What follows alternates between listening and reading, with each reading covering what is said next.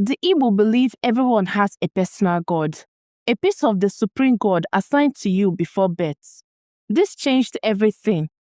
In Igbo spirituality, there is Chukwu the creator, but every person also have a Chi, your personal God, not a separate deity, a fragment of Chukwu.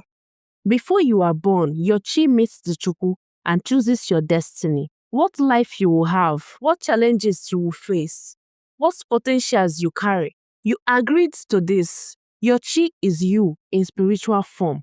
This creates a unique philosophy. When things go well, it is because you and your Chi are aligned.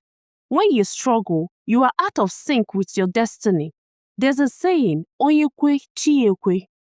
If a person agrees, their Chi agrees, meaning your success requires partnership between you and your Chi, not just hard work, not just prayer, alignment. This shows up everywhere in Igbo thoughts.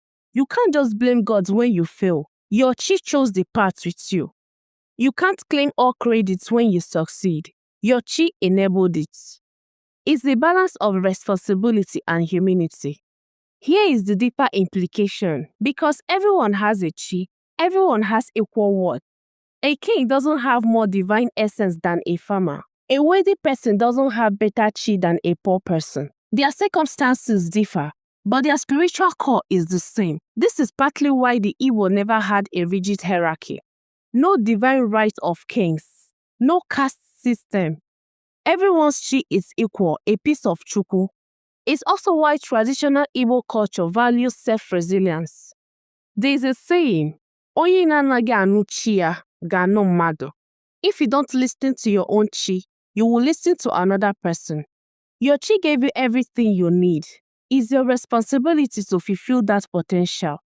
When Christianity came, many Igbos converted, but they didn't abandon their Chi. They interpreted it. Chi became conscience or personal destiny under God's will, or a Holy Spirit guidance. The framework stayed. This is why Igbo Christianity often emphasizes personal relationship with God, not just institutional religion. The Chi concept is still alive. Modern Igbo still says, my Chi is awake. Things are going well.